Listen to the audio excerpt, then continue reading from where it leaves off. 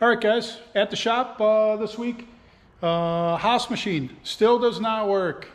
Another week goes by, it still sits there. The world's the largest and most expensive paperweight, but they tell me that there's hope in the future. So 60 days been waiting for that thing to run correctly, and hopefully. So you got the ship box in here, waiting on the turbo still for that. We got 2.0, some updates with that. But today I'm going to take you over to my garage over at M1 Concourse, and I'm going to show you one of the rarest muscle cars that was ever built, and I destroyed it. So you tell me if you think it's destroyed or not. Comments will be good after you see about that. Also got some merchandise updates. Also, I was up north this past weekend, so I got a garage shot in here, whatever, show you the pole barn up north and the toys that are up there that we use up north. And then I give you another episode or another segment in Tom Bailey's life. And today I cover cars I had growing up and the cars I was in love with. So thanks for watching, guys. Stay tuned. Finally, we've got the Sick the Mag shirts. So they're in. There's two versions of them that just came in. You can go find them, link be in the description at www.bailey-racing.com. But first one, both same on the front. You got Sick the Mag. This is the G-rated version. You've got Sick the Mag logo on the back of it. Go check it out. That's the G-rated version. So in that G-rated version, we're calling it the Luke version because Luke told me, he's like, well, we can't get the other version because it'll offend people and people might not like it and it won't have as much foothold. So we're going to call that the Luke version. And so we made sure we got a bunch of the Luke version in, but we also got what we'll call the Tom version. Same thing, logo on the front. Forgot to show you, it's got the QR code or whatever on the sleeve, takes you to your website. So hopefully you're out wearing it in public, somebody wants to subscribe to the magazine, they can just scan your arm and they're good to go. But here's the Tom.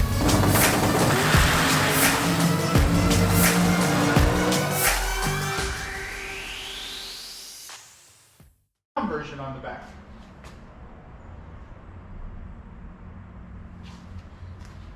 Little bit different. So with that, that's a Tom version. We got the Luke version. There's more of the Sick Machining shirts in stock on the website. So link in the description, but www.bailey-racing.com is where that stuff's at. Sick the Mag's going gangbusters. It's awesome, like the support that we've had with it. We're getting ready to release a package of posters that's going out to the first 1,000 subscribers to the magazine. So it's a package, I think the package ended up with 6 posters in it. They're surprise posters, and when the people get them, hopefully they like what the posters represent about the drag and drive type scene. But there's still about 100 slots left for people to go subscribe to the magazine and be part of that first 1,000 shipment of posters that are out there, because we're coaching on over 800 subscribers as it is, which is amazing considering the first magazine won't be out until August. A lot of the press has been out there, the previews have been out there that Luke's put out there regarding the magazine, what it's going to look like, a couple sample pages. I'm telling you, it's going to be awesome. Weighed it in the other day because we had to get one of our samples weighed for postage so that we knew what it was going to be for postage. But 1.4 pounds is one of the magazines. 128 pages, thick stock, 2 covers, just an awesome magazine. So get over there to www.sickthemag.com. You can check out the magazine. Hopefully you like it, you like the idea of it, you subscribe to it. So now, on with today's stuff. All right, guys. There's been a lot of requests for more about this car. Basically introduce you to one of my favorite cars today. It's my favorite car for especially driving down the highway, cruising. Thing cruises at 80 miles an hour at 2,000 RPM. I mean, I don't know, I guess that's a common theme because I put overdrives and everything. I do everything to get low RPM, highway cruise speeds with it. I like the idea of not winding the motor hard and being able to cruise down the expressway, basically with anything I have. But this car is a car that basically I ruined one of the most limited production muscle cars ever. So 1969 Talladega. It's a Ford Talladega. Most people aren't familiar with it. The first time I saw this car, kind of a funny story, because the first time I saw this car, I was in Wisconsin with the Indian Burial Ground car, my first 69 Camaro for drag week, the orange one, and at Ron Weasley's shop, and sitting there, and car pulls up, and Dr. Ford pulled up with this car, and I looked at it, I'm like, what kind of car is that? I had no clue. I had never seen one in my entire life. And he said it's a Ford Talladega, and I said, okay, well, it's the first Ford that I think that I like. So when it comes to cars, I love all cars, but I mean, not particularly do a lot of the Ford body styles grab my attention like this car did. And I'm like, wow, I mean, it is probably the coolest looking car, body shape that I have seen. And he went on to tell me basically it's a limited production. It's based off of a Torino, Ford Torino, and it's basically one of the Aero cars. So there's 4 Aero cars. There's the Dodge Daytona, there's the Plymouth Superbird, there's the Ford Talladega, and then there's the Mercury Cyclone. So those are the 4 Aero cars, and there's actually an Aero car reunion that happens every couple years down in Alabama. A couple years ago, Alice and I went down to the one. We drove the Talladega from here in Michigan. We drove it all the way down to Alabama. We stopped at Holly on the way for a day to basically do a little tuning on the car, and took it the rest of the way down there. Drove it about 600 miles that week from track to track. Got to drive it on the Atlanta Speedway, the Talladega Super Speedway. We got to go to the race at Talladega, but we didn't get to drive on the track there. And so, I mean, this car's got tons of miles on it. It was actually, so I guess got to jump back to the story though. But so Doc Ford, he had the car, and he's like, I had one before. It took me forever to find another one. I regretted selling that. I'll never get rid of it. And I'm like, well, if you ever decide you want to get rid of it, then give me a call. And it was 2015. So that would have been 2010, 2011, 2015. He gives me a call, and he's like, hey, are you still interested in that car? Working on another car, and I want to sell it. And I'm like, and I, at the time, definitely didn't need a project.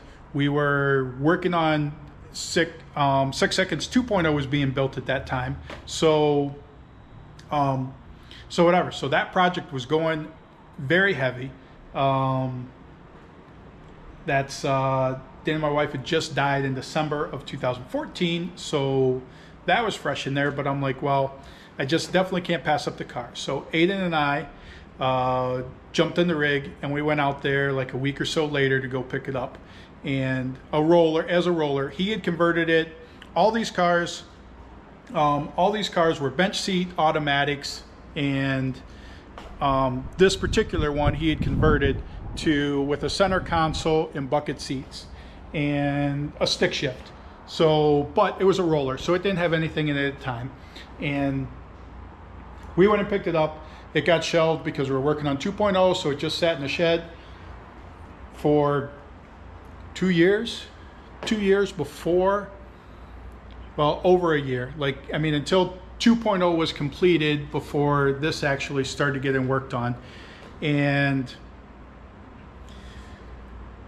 long story short, shorter story long, however you want to put it, I also have a 70 Cougar, which was my grandma's car. My grandma bought that car new. That car went for my grandma. I used to, when I was, the whole time growing up, I remember that car. And I used to take it for oil changes when I turned 16, lots of stuff. I mean, we'll cover the Cougar and stuff, but it went from my grandma to my dad, to my sister, back to my dad, and then to me. And it's sitting at my buddy's shop or whatever, but trying to come up with it because this was going to be, I guess, whatever. I'm going all over the place with this story, but this car was going to be a quick one because it's like, hey, it's already a stick shift. So the idea was we're going to drop a Coyote in it. We're going to put a Coyote in it and a 5-speed, and we'll have it on the road in 6 months, easy peasy. So go to fit it for the Coyote, and then try and get the stance right. So with how it needs to sit, because as all you guys know, everything has to have the right stance. Well, with putting a Coyote in it, we couldn't get the right stance with it no matter what we did. So it ended up needing a full chassis. So that just extended the build by years. Had Roadster Shop build a chassis for it, custom fit for the Coyote in it. It's actually got a 6-speed Tremec in it, and 4-wheel carbon ceramic brakes. That's actually, those are off of a Z28.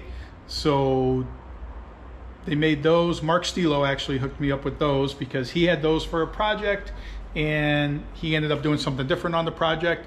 So I got lucky because I priced carbon ceramic brakes at PRI, and I learned that I did not want it. I still wanted to have carbon ceramic brakes, but I could not bring myself to spend the money for carbon ceramic brakes. So luckily at Takeoff on a Z28, which, as you know, Mark Stilo was the designer engineer for the Z28. So with that, carbon ceramic brakes ended up all the way around it. Coyote motor, Bullseye sponsored me on the turbos on this project, so it's got twin Bullseye turbochargers on it. We call it Talladega TT. This actually debuted at SEMA in I want to say 2018. I think 2018, maybe 2019 it debuted at SEMA. 2000, I'm not sure. But one of those years, because 2020, yeah, 2020, we drove it down to Alabama, Allison and I. So it would have been, that was 2020. So this debuted at SEMA 2019. So, but no further ado, show you a little bit around this car. As you can see, I mean, we call it Talladega TT. Carbon ceramic brakes.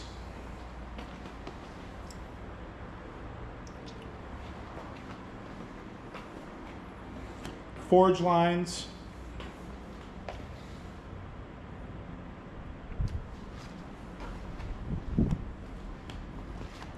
Twin turbos, which from the factory, those were headlights. They had twin headlights. Now it has one turbo, one headlight. So, cover a little bit on these. Again, I told you that based off of a Torino. So a Torino has the same body lines. It basically shares the same body of the Torino. The difference is,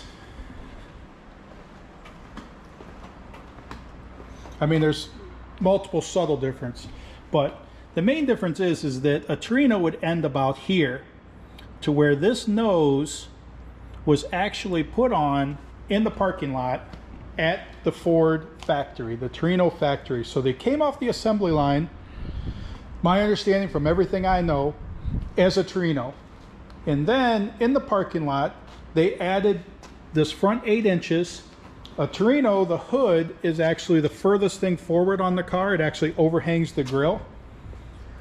Talladegas have this, and this is all for NASCAR. So, and this is actually a rear bumper that's turned upside down, shaved, and put up in the front. And they do the same thing with a swap bumper in the back to basically make the whole thing more aerodynamic.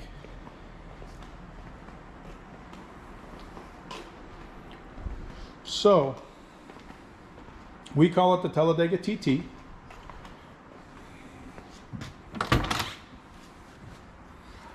Show you here, that's actually the center console out of a Camaro. Actually fit in there perfect. Originally we didn't have a center console in it when first got it done. I felt like it needed that center console, so we added center console. Stereo's actually inside the center console because I didn't like the idea of putting one of those big flat screen stereos or anything like that in this. I wanted it to look the part as much as possible. TMI seats, so they actually supplied all the material for recovering, reskinning the back seat to match the front seats.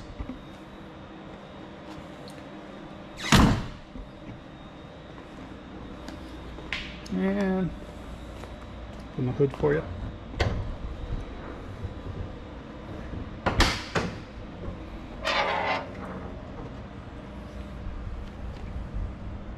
There you go. Twin bullseye turbochargers. So these are 66s. You can see all this piping, all the custom exhaust with the headers all coated, comes up through the turbo and then back out through underneath. It's got full exhaust, comes all the way out the back of the car, and then it does have electronic cutouts that actually are controlled via the old traction control switch that would be in the center console of the Camaro.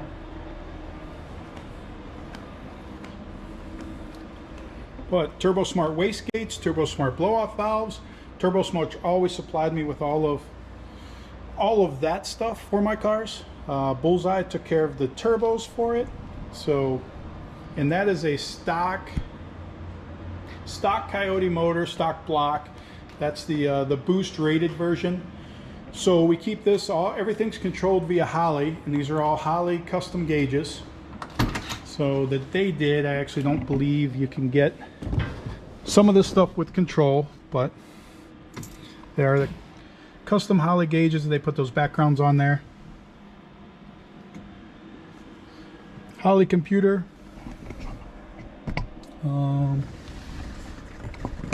The old Ricky Bobby saying, "You're not first, you're last." So I had this on Power Tour as well.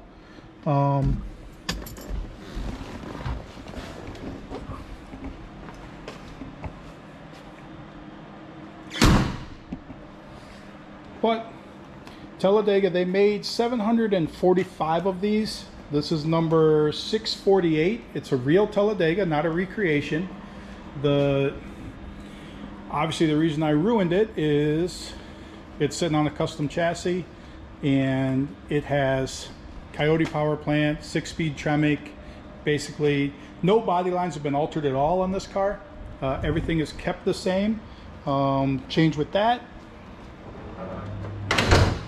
And these are just, I mean, a low slung car from the factory.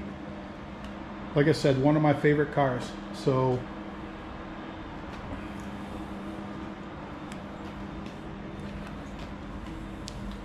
do one other quick walk around for you.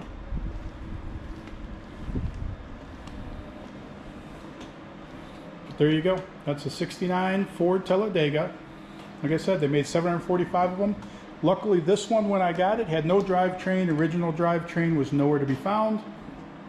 So this is, so I didn't feel bad for that I was modifying or making significant changes to it, because, and when we went to the Aero Warriors reunion down in Alabama, I was afraid that there might be some purists that really would be upset over the whole situation, but actually everyone loved it. They love the looks of it. They love the mods to it and keeping it basically real. That it still looks the same. It's just modern conveniences. So what do you call that? A resto rod. It also has a flex fuel sensor in it. So Motion Race works with the bracket for it. So this runs on E85 primarily when I'm running on the track here at M1. We bleed that out to just pump gas for the winter, because don't like letting the E85 sit in there for too long, and this will sit all winter here in Michigan in the garage. So there you go, 69 Talladega. All right, guys, holiday weekend, 4th of July weekend. It's been crazy with Midwest drags, with Rocky Mountain and the stuff going on. We haven't been up north. If you don't know what up north is, we live in Michigan. I grew up in Ohio, so there wasn't an up north in Ohio. Some people had cabins on Lake Erie. Some people had some places in Pennsylvania where they went hunting. Michigan, everything is about up north in the summer. Well, also in the winter when you go snowmobiling. And most people, well, I don't even know most people, let's say, I'd say 80% of the people, somebody in their family has a place up north where people go to in the summertime. A lot of the people we know have place up north, or their family has up north. Well, we have a place up north. It's about 2.5 hours from where we live at. and on the lake. We try to get up here in the summertime as much as possible. Basically, we have in Michigan, as you Southerners probably don't realize, we have to take the dock out, we have to get our boats out, we have to take everything because everything freezes up here. So we snowmobile on the lake in the wintertime, and in the summertime, I mean, we boat and jet ski on it. So typically we do dock in Memorial Day weekend, dock out Labor Day weekend. We had Midwest Drags going on, we had Rocky Mountain Race Week, so actually the first time we are up here is 4th of July weekend.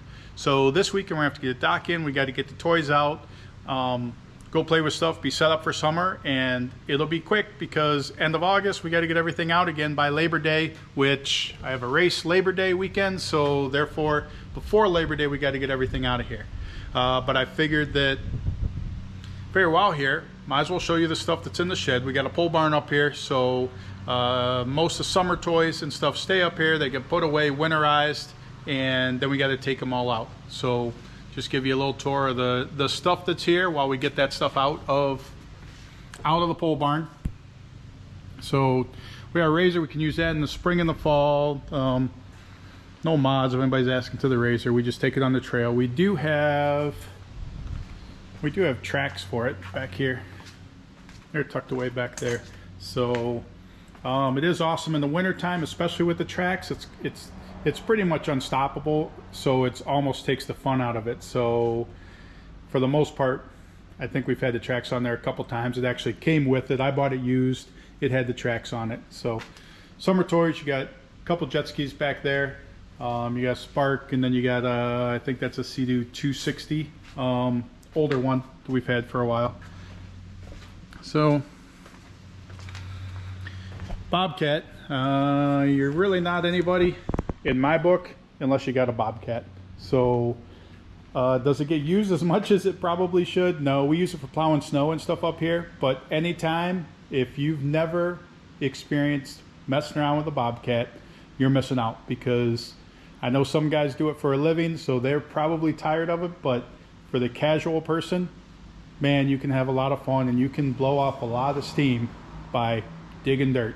So snowmobiles that are up here for the winter, they were moved to the front. Typically, like after we get this stuff out of here, we move those to the back. The boats will be up towards the front. You got our wakeboard boat, Malibu wakeboard boat.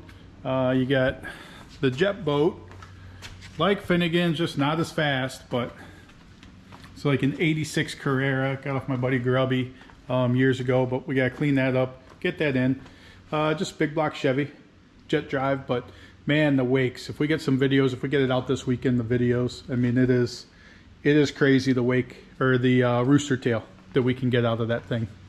But and then the old pontoon boat. I mean, just like the great outdoors. I mean, I guess that's why we call that boat Suck My Wake. One of the favorite movies is Great Outdoors, but would you rather, don't even know exactly how that quote goes, but you got pontoon boat, definitely good for going down to we got a sandbar on the lake, so go hang out there and have some fun. So there's also the stand-up jet ski, the Yamaha back there.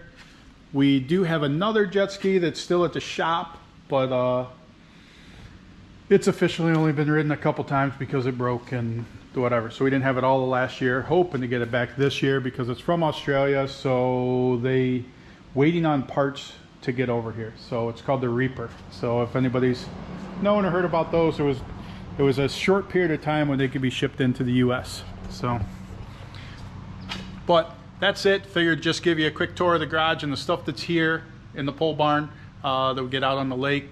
Probably get some more video out on the lake this weekend to just give you guys an update on things. So thanks for watching, guys. Please subscribe. All right, guys, I guess we're on to another episode of Tom Bailey's Background. I guess that's what we call it. But last time when we talked about me growing up, talked about getting into sales at a young age with Kirby vacuum cleaners and learning a lot of life lessons through all of that.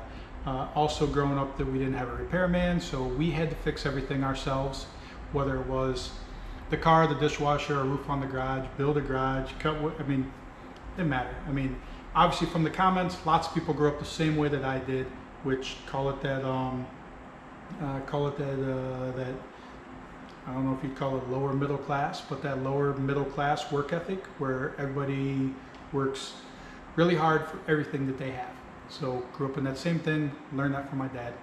So when we get into cars, which we'll talk about here, I grew up with tons of Hot Wheels cars, collected Hot Wheels cars, had thousands of Hot Wheels cars. A lot of my Hot Wheels cars still exist today. My kids had them, and now I think they're in a box in the basement, a decent amount of them. And beat up, these are not Hot Wheel cars in the cases, these are used Hot Wheels cars that we basically tortured every which way, shape, or form growing up. And my aunt's car was probably the first car that I was in love with at a young age. I was probably 12 or 13, and I wouldn't know what a rare car was or not was. I mean, at that point in time, like the information I had, I got from Hot Rod Magazine. Did it cover everything, all the makes and models? We had no internet. We had encyclopedias. So you want to learn something, you looked up encyclopedia. Well, I can tell you that a lot of that stuff wasn't covered there. But she had a 70 Chrysler 300 Hearst edition. This was a white car, gold stripe, Hearst emblems on it. It was an automatic. That was the first car that I was in love with that I wanted, and I was 12 or 13 years old. It was always in my grandma's driveway. My aunt lived with my grandma, and my grandma had a 70 Cougar sitting in the garage, and not the Eliminator package. It was just regular 70 Cougar, but it was the 351 Cleveland engine in there. But that Chrysler 300 was my favorite car. Her daughter Lanita's, I don't know if it was boyfriend at the time or husband, not sure. She lived in Texas, and Jimmy. And Jimmy ended up with that car, and I was so mad. And now granted, I was probably 14 or 15 years old, but that was the car I wanted when I turned 16. And so when Jimmy got it, I didn't like Jimmy necessarily. I had no reason to, but whatever. Like me and Jimmy get along great today. So, but he ended up with that car, and that would be my first disappointing loss of a car at 13, 14 years old in the car that I wanted. So needless to say, love cars, love the old style cars. My dad, with the 70 Cougar of my grandma's, he did all the, Ohio, I'm born and raised in Ohio. He did all the body work on the car to basically repaint it. I think my dad redid that 70 Cougar twice. That 70 Cougar still exists. It went from my grandma to my dad, to my sister, to my dad, and then back to me. I've had it in my possession for 6 or 7 years. It's stripped down to get something done to it, and the Talladega, which I started to allude to in the scattered brain story, but the Talladega took all the design stuff I wanted to do to the Cougar, because I wanted to do a Coyote 6-speed deal, twin turbo setup, and that's what the Cougar was going to be. So then after doing the Talladega, the Cougar then needs a new purpose, and I've gone back and forth from different options. I don't want to cover that here, but like I'm always changing my mind on what to do with that car, because that car is, my grandma bought the car from, she's the second owner of the car. She didn't buy the car new, but she had it since early 70s with it, had the title of the original owner that was her friend that she bought it off of. That's one of those kind of forever cars that I'll always have if I hurry up and get around to figure out what I want to do with it and then work on getting that car done. But that's also the car that when I turned 16, even prior to 16, I would drive that car. I'd take it for oil changes, and oil changes were always extended with that car because I'd end up taking it to school. That's how I learned to do different types of mischievous things with a car, was with my grandma's 70 Cougar when I had it for an oil change. I know one time when I took it back to her, mysteriously, like a week later, it needed a transmission. She never blamed me once for it. So that's, my grandma was a sweetheart. But definitely when that car was in my possession, it definitely got used. Now in my grandma's possession, I remember my parents had a little shop in Brimfield where I grew up, and my grandma would come visit at the shop, and every time she left, she would do a burnout out of the parking lot onto the street and down the street, squealing the tires. And or the tire, it was a single open rear differential, so it would only do a one-wheel peel. But it did awesome one-wheel peels with those little bias ply tires that were around in the 70s. But that would be the other car that I loved. Couldn't afford either one of them at the time. My first car when I turned 16 was a 74 Chevy van, and it was the shit brown van with the bubble windows in the back and the couch that turned into a bed. Still can't believe to this day my dad let me buy that van. But on the way back from getting my license on my 16th birthday, so back then, kids, if there's any kids watching, but back then, that was the deal. On your birthday, you were at the DMV getting your driver's license. That was as soon as you could possibly get it, and that's the day you were getting it. So on the way back from getting my driver's license, we stopped and looked at it. 74 Chevy van, bubble windows in the back. It had the carpeted upper console with the stereo and the CB in it. And it had the fiberglass running boards going down the side. It had Kraggers on it. Had headers. It was a 350. 352 barrel though, but had headers with glass packs, so it was loud, it was cool, it was rusted, it was basically a piece of crap to probably anybody but me. I thought it was the coolest thing. And my birthday's in October, so in Ohio, with at that point like 60s were wide, so drove that through the first winter. So if you want to learn how to drive in winter weathery conditions, a 74 Chevy van with 60s on it, open rear differential, in the winter in Ohio, you will learn how to get your car out of ditches. You'll learn how to do a donut in the middle of the road without trying. You will learn a lot of things with a vehicle like that. So that was my first vehicle. With that, that was my normal vehicle, and to make money on the side, Dodge Omnis were famous in that era. Call it the 86 to 88, 1986, 88. They were common with the older ones, so I don't even know what year they were. I'd say that they were early 80s ones, but they had like a Shelby version of it. They had the sportier version, called it a 2+2 type version. I don't remember what it is, but those had an aluminum headed like 2.2 Dodge motor in them.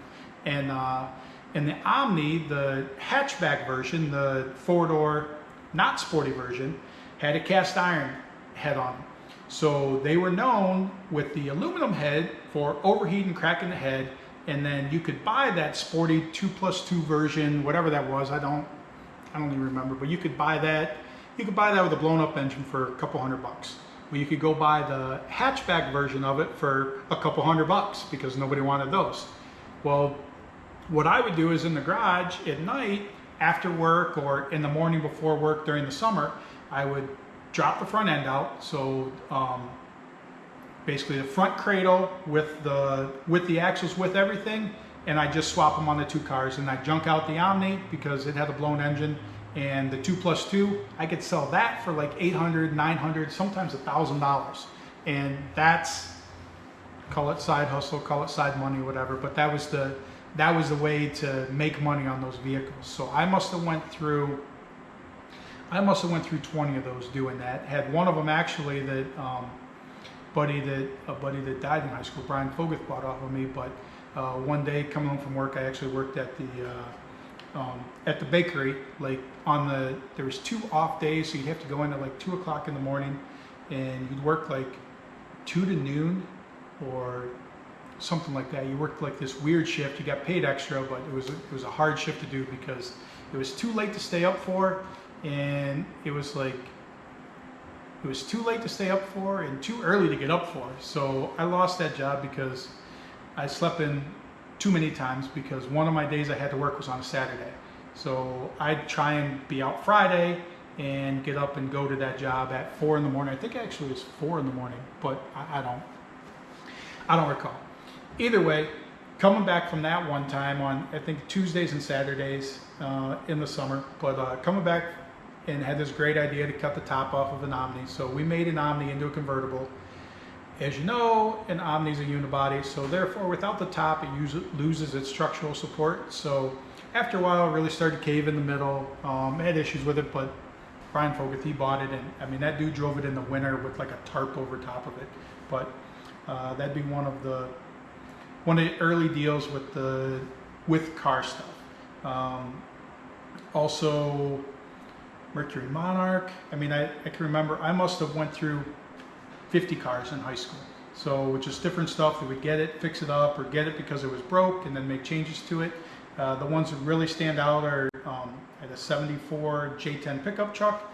So bought that from out of a farm field, had no brakes. That was four-wheel drum brakes, but had no brakes, hadn't ran in a while, but my dad and I got that running, redid that, and Jeff Landis, another buddy I grew up with, ended up buying that from me down the road after. But my dad had a 76 CJ5 that we redid the CJ5 completely, the body and everything in the garage, repainted it in the garage, did everything to it in the garage of our house, which was just a normal single car garage. It was a pull through, so it would be 2 cars long. But we repainted that, fixed it up, and he actually gave that to me for my high school graduation. So I had that for a few years after that, and then ended up selling that to another buddy in high school. I can't remember his name, but just say that's kind of my car background growing up. I had a 68 Camaro that I bought off a buddy that needed to be put together. I never got it together. I ended up selling it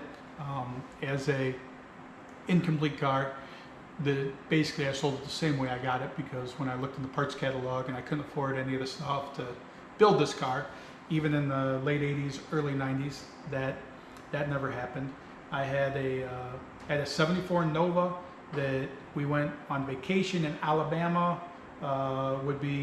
So I had the van, so this would have been the summer after my 16th birthday. We drove down there, bought this 74 Nova. It was actually a hatchback, which was rare. There wasn't a lot of those. Stick shift, 350 headers built, 4-speed, and loved that car. Drove that all the way back from Alabama. Had that for a couple years. Actually, I had that for several years. I never officially sold that car. When I moved out to Pennsylvania when I was 18, my parents got tired of it sitting there, and my dad ended up selling it. I don't even know where it went. I also had a 84 Monte Carlo that the Krugman stuff. My grandma actually bought me that car. Trying to think how old I would have been when she bought me that car. I mean, I was still in high school, so I mean, might have been 17 or something for a birthday present. She got it. It was just a normal. But then I got from a junkyard the SS nose and stuff off of a wrecked SS, so I converted it into an SS clone. Same thing with that car. That car and the Nova. That car and the Nova were there when I moved out, and then just one time when I came back, my dad said he got rid of them because he was tired of them sitting in the yard. So can't blame him, but that would be the early stuff with cars. As far as going down the drag strip, went a couple times growing up, nothing fast. I think 16 seconds or something. Like it wasn't. I didn't have that drag racing bug at that point in time like everybody else, or not like everybody else, but like some of my other buddies that did it a lot. I definitely was fascinated by it. I just couldn't afford anything that would be fast, and I wanted to go fast. So as far as being on a drag strip a few times, that definitely happened. But so hopefully that gives you some more insight into my car background. I mean, I know that we're only at 18 with the car background, but I mean, I went through quite a few cars in that period of time. So hopefully that enlightens you. Thanks for watching, guys. Talk to you soon.